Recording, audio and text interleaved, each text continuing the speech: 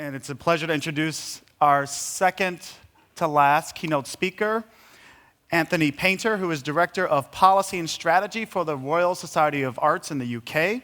He leads the RSA's development team, which includes design, international, behavior change, organization change, and the RSA's policy work and consultancy. In his work on policy development, he focuses on a range of policy issues, including the impact of new technology on the economy and society, public services, and a range of public institutions. He previously directed the independent review of the Police Federation and worked with Google, the BBC, and the Metropolitan Police. Please join me in welcoming Anthony Painter.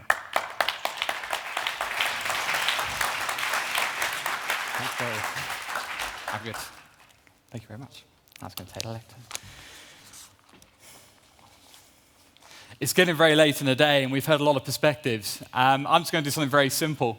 I'm just going to shamelessly put the case for universal basic income as we get into the final parts of the day. Now, there's a growing global movement behind this in the UK, in France, in Switzerland, of course, Canada, the US, Finland, and the Netherlands. And these countries are starting to see basic income, or the movements within them, as a cornerstone, not a panacea.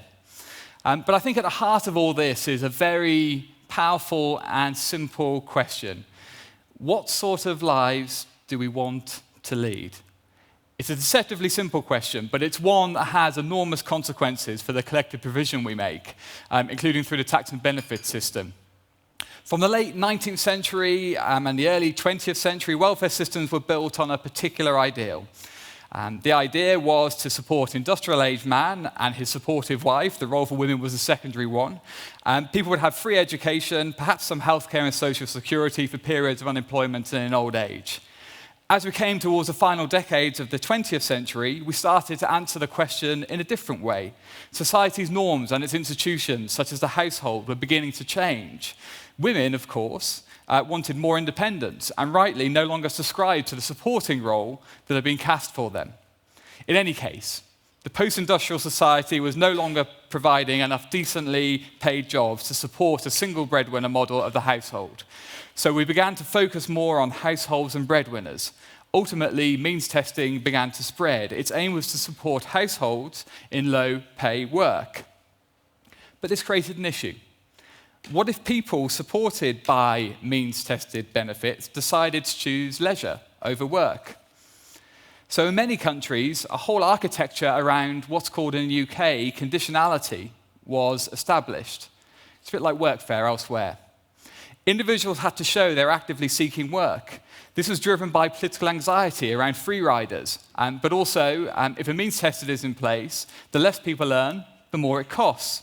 So it pays, in theory, if not in practice, to spend a few billion on pressurizing or even coercing people into more work. So now we're left with a system where there's a boot and a wall. There is a boot from welfare states to get you into work, but then you hit the wall of high tax tapers that are intrinsic to means testing systems. These tapers and means testings can be 80% or even more. That's what happens when you try to support people on the cheap and you play the politics of exclusion. What this means in practice is that there is 1/3 of society who are locked in a merry-go-round of low-paying, flexible work and periods of low hours or unemployment or underemployment. Guy Standing has called this the precariat. And we know that as tech change gathers pace, the middle third are likely to become more precarious too. We must keep coming back to the question of what types of lives we want our tax and income support systems to sustain.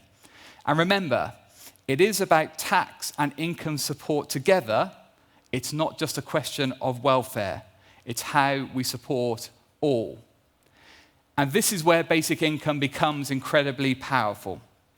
Essentially, it is a bedrock on which to develop your future. It supports work, as all an individual pays on each extra pound, euro, or dollar is a reasonable tax rate. There is no means-tested taper that can tax people in the region of 80% or more. So the incentives to work are strong. And this is not only at the lower levels of earning, but across the earning spectrum. You don't hit that wall that I talked about. Basic income would be a strong foundation for insecure times. Instead of doing this in the UK, as in many other countries, we've gone a very different direction. Forgive me for giving a couple of parochial examples, but you'll recognize some of this in your own experience. I happen to be involved in technical and vocational education in East London. It's been increasingly clear that the welfare state in the UK is interfering with people's learning. There have been instances of people being taken off courses, including in areas such as social and nursing care that we have need for as a society, and have been taken off in order to actively seek work. Some have to attend welfare interviews rather than go to their lectures. A sense of insecurity pervades. People attend courses, but with one eye on the welfare state, who can sanction them at any time. That's one reason why hundreds of thousands of people in the UK go to food banks in the United Kingdom, a developed modern country. Rather than building a secure base for people with already insecure lives, the clever people who run our government have decided to create a system of credits and benefits so complex that you can't even create a workable IT system to run it. If you can't get an IT system to work with your system, then how are individuals at the sharp end of this meant to cope? This complex bureaucracy is driven by a kind of moral panic, mixed with a desire to do things on the cheap. The outcomes are predictable. They're pretty dire. We're adding to insecurity and volatility in lives, and that makes it difficult to build a stable, creative life for all. The problem is that technological and economic change are already generating insecurity, and the state increasingly is adding to this. In other words, we are manufacturing insecurity. In a recent speech, the Bank of England chief economist, Andrew Haldane, outlined the risks facing today's workforce. A number of deep trends are beginning to emerge, and we've been speaking about these all day. The very wealthiest are capturing an outsized share of income. Pay and productivity has separated to detriment of the median worker. Underemployment is becoming endemic.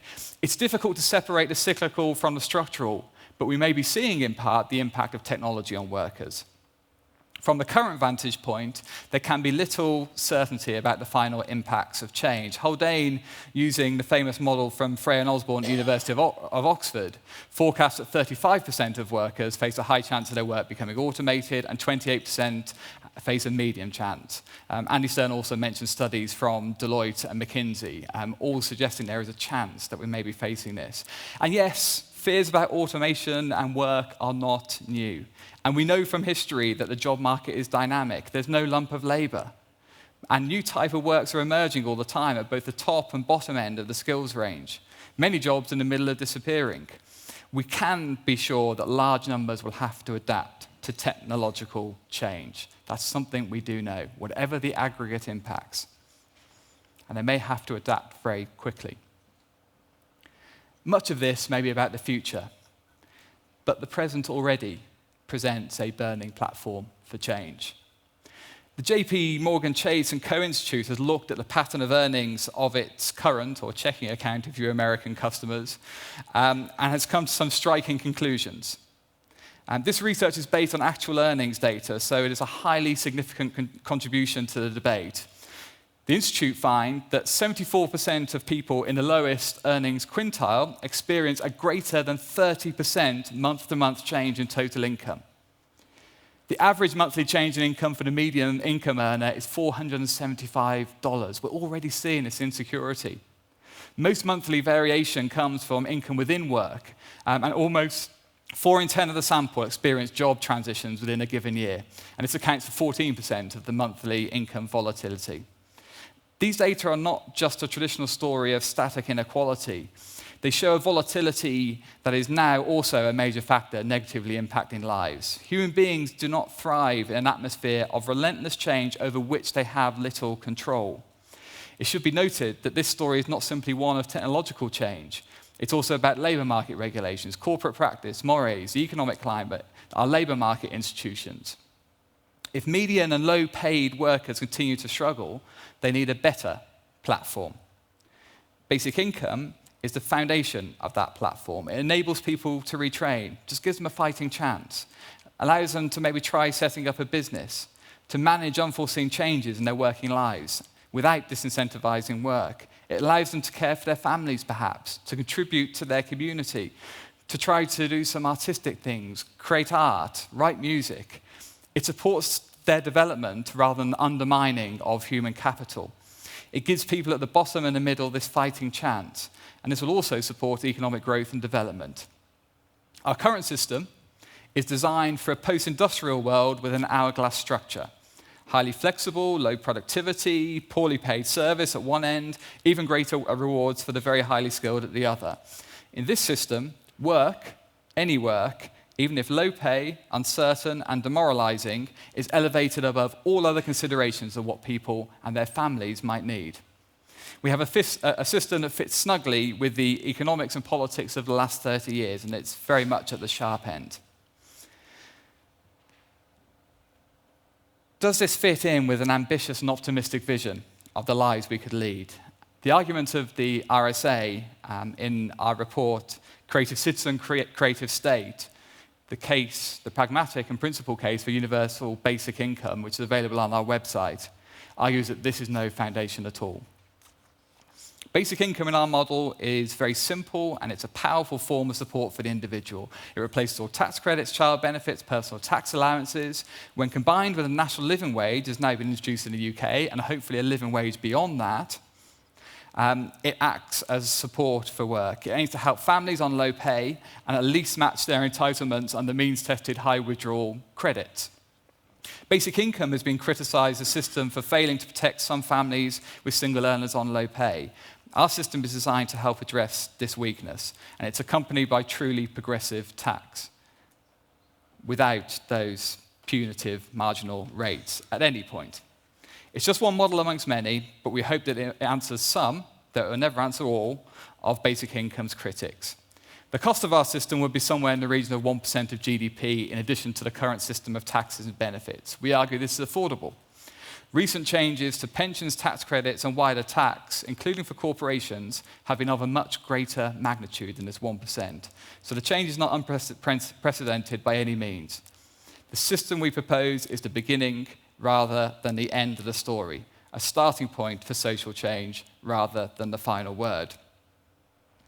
We're in it for the long haul, as I believe we all must be.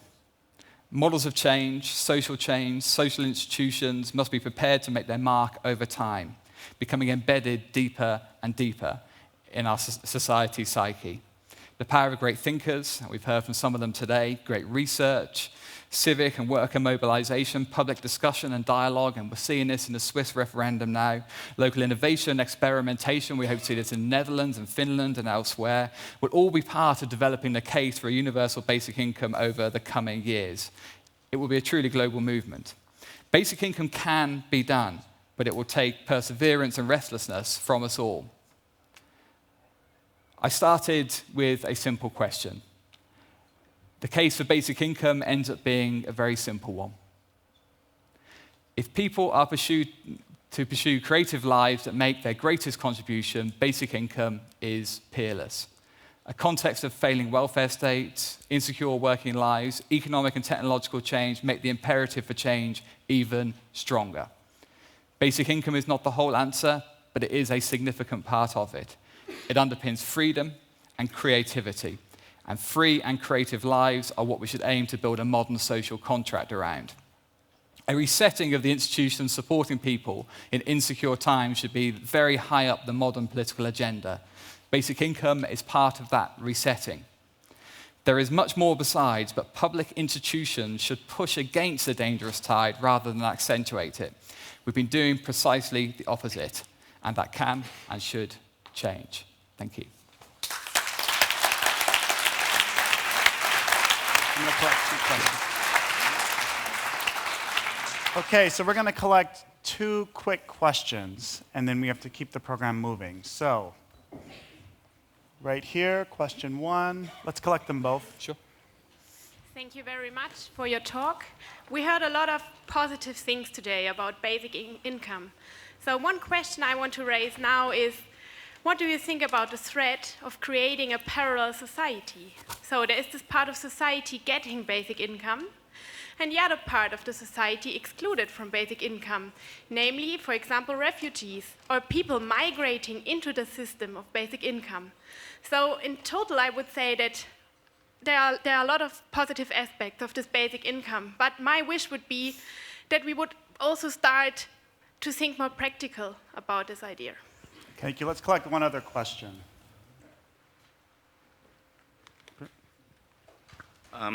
So we talk about Switzerland now, partly. And in Switzerland, the plan is to probably 2,500 Swiss francs per month.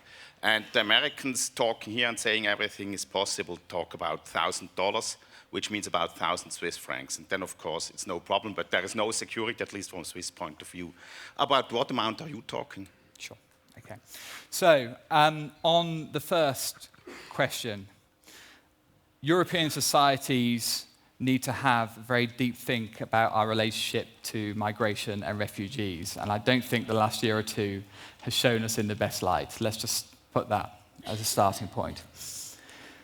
Basic income can't solve everything. There are lots of different issues that basic income is being used to wrestle with.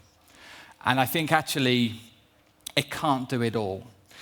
We have to treat migrants and refugees with dignity.